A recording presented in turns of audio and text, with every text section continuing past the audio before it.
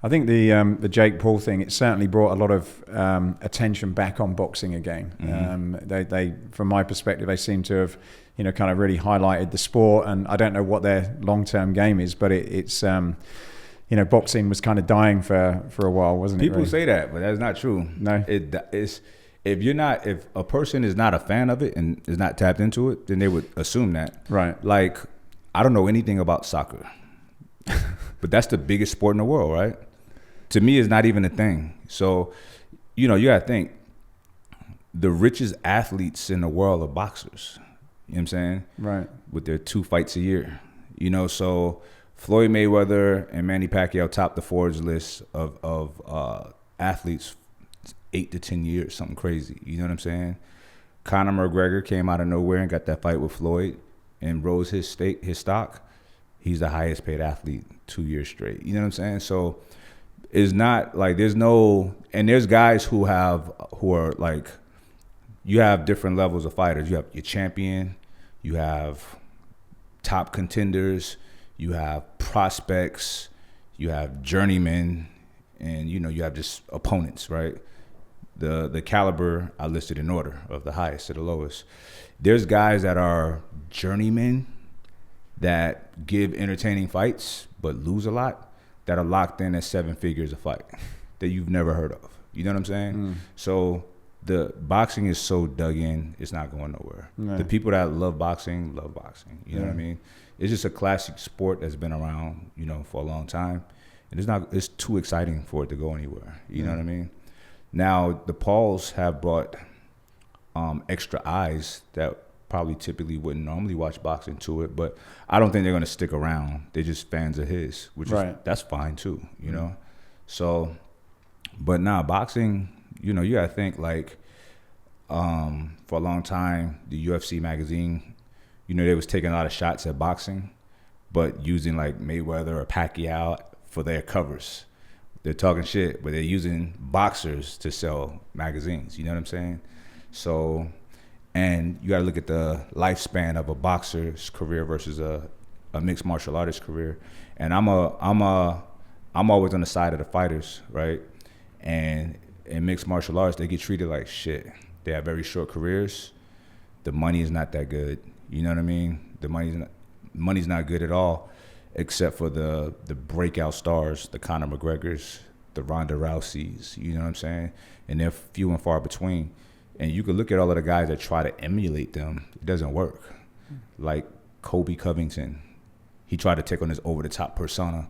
It is so inauthentic, it didn't work. So with boxing, you'll have a guy, they build up boxers' careers slow, right? You don't get thrown in with the wolves immediately. They help build your confidence, build your record. You might have 10 years of building, but that's 10 years of gaining fans. You know what I'm saying? 10 years of digging your heels into this career. So you got guys locked in at $10 million a fight that seem like just new prospects. But, the last 6 to 8 years, they've been, paying their dues. Whereas UFC, for instance, I think the problem is UFC. Now, it's the biggest organization, right? And you have to look at UFC like it's a sanctioning body. So with boxing, you have 4 major sanctioning bodies: WBA, WBO, IBF, and WBC, right? So let's say UFC is one of those, like a sanctioning body, right? The difference is the 4 sanctioning bodies in boxing can fight each other. That's how the money is so big, right? UFC is you're only fighting UFC because there's other organizations that are mixed martial arts, but they can't cross over and fight for each other's titles, right? So the biggest winner is Dana White and his crew. You know what I mean? Not the fighters, which is a travesty. And these guys get smashed, they get hurt. They're really putting their lives on the line and bodies. You see how many people legs get broken, and we see it. I don't want to see that shit. That shit is crazy, right? But yeah, these guys they're never the same, and it's kind of sad. Like, if they can compete across the board, if they can have sponsors and wear the patches, because that's been thrown out because of a Reebok deal, they can make a lot of money. You know what I mean? And stop rushing these guys these good, young, talented guys, of course they want to shoot to the top, so they want a title fight. So they're immediately getting title shots. You know what I'm saying? It's just too fast. You know what I'm saying? And it shows they all lose. And with boxing, you have time. The good fighters have the time to really perfect their skills. And it's so exciting to watch a fucking specialist. So, yeah, you have guys that will never lose or barely lose. Whereas in MMA, they're getting thrown out. It's so many variables. They're getting thrown to the wolves so fast. It's a lot of losses. You know what I'm saying? So, you know, it's interesting. We'll see how it goes. If you look at some of the most dominant fighters, they have somewhat of a stand-up boxing style. You know what I'm saying? Because it's a very, like, the boxing side is very cerebral. It's not like as physical. You know what I'm saying? Even though it seemed like it, but it's a lot of timing, distance. It's playing chess. You know what I'm saying? It's deception. You know, it's a lot that goes into it. So, you know, it's easier to win when you're more calculated like that and using space and distance. So I'm just all into fighting. Yeah. So it's interesting. To me. I'm not from that, and over the last few years, you know, even with McGregor and Mayweather, like even you know, a lot of people didn't, as big as Mayweather was, certainly internationally, like many people you could ask on the street and they wouldn't even know who he was. I don't know about crazy. that. Well, in England, it was I don't similar, know about that because you got to think, boxing started in England. Right. They know who Mayweather is. Trust me. Yeah, I didn't until quite when I listened to an audio CD about the most well-paid people in different sports, and they did a feature on him, and I didn't actually even know who he was. Maybe because he just wasn't. Did you follow any boxers? No, I knew some of the big English ones, like but, who? And I'm going back a little.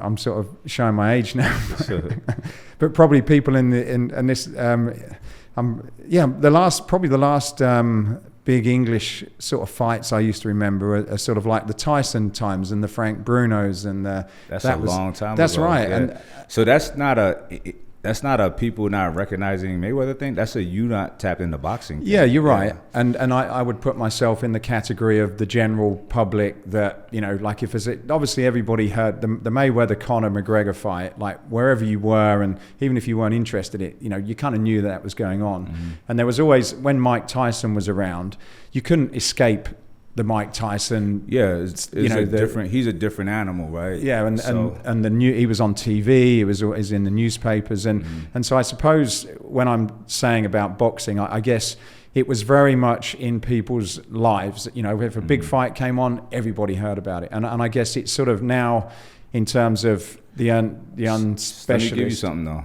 Let me give you something. So Mayweather, one of his biggest fights was against Ricky Hatton. Right, yeah, which I knew of, yeah. And so many people flew from England for that fight. It was more British guys and people at that fight than Americans. Yeah. It was deafening, you know what I'm saying? So the guy, as an English person, I remember watching it in a hotel. I didn't know who he was fighting. Hatton. I just remember it was Ricky Hatton. He was an English guy, and he was fighting an American bloke I didn't know. Yes. Here, he was a legend. Once again, you're not tapped into it. Now, let's take those Tyson fights, right? All of these fights were pay-per-view.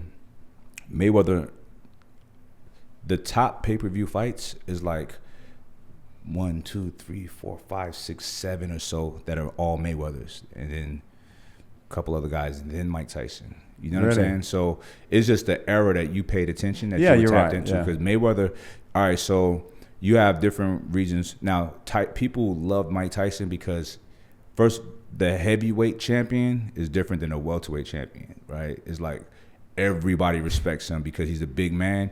He could beat all of us up. A welterweight is like, yeah, we respect, but a big guy is not afraid of that guy. You know what I'm saying? He's 147 pounds, right? Even though he could probably whoop a big guy's ass, but you don't have that kind of fear, right? So it's not as exciting in that sense. But Mayweather was such a polarizing character. He knew how to take on, he took on like a WWE type of bad boy persona, right? So people hated him, and that's great for sales. That's great for ticket sales. I mean, Muhammad Ali did the same thing. Right. You know, he antagonized people. He was loud. It was an act, and it was very smart because boxing is entertainment. You know, just like anything else. So the guys that really got it, and Mayweather, oh man, he knew what he was doing. He made people so they just hated him. Here it is, a young black man. And in this country, a black athlete is like, you better be humble and be happy that you're getting this money, that you're getting to live the American dream. Don't say that, don't do this. So he's like, nah, fuck that, I'm doing whatever I want to do, how I want to do it. And America, like one thing about boxing, and this is throughout the world, boxing is very like nationalistic. You know, during World War II, we had Joe Louis versus Max Schmeling, an American. It was a black American too, but he was accepted by everybody because he was fighting a German. You know what I'm saying? So boxing has always had these huge cultural implications, right? And a lot, when it's within America, is racial. You know what I'm saying? Really? So yeah, so the black guy represents all the blacks. You know what I'm saying? And if he ain't black, he represents the whites. That's just how it is in boxing, you know? So fans are real rowdy. So they like, that black man should not be, you know what I'm saying? He should not be talking about this. He should not be talking. Look at him throwing money and wasting money, and how dare he? You know what I'm saying? Really? Yeah. Oh yeah. So that makes I don't think we get that as much in, like a friend of mine was David Hay. He was probably more of a recent person, maybe not known over here as much. I don't know. Yeah, I'm familiar, very familiar with David. But it was, as far as I was aware, you didn't get that. It was like you would just different. Celebrate because he was a British. Y'all embrace all y'all fighters. In America, is not like that. Is way America. Even Joshua, you know, we're like we're a couple hundred years behind everybody else. Like honestly, like so. Yeah, Joshua is hailed as a great British boxer. You know what I'm saying? And in fact, Tyson, you know, like the British, and I'm kind of, you know, I'm giving my perception, but you would love, you know, Tyson, you wouldn't love him. What's his name? Joshua. He would have the hearts of the people, you know, like you'd kind of want it. And same with when I was younger, Frank Bruno, like you knew he weren't He's a scary, nice guy, but he was the one who had everyone's hearts. Yeah.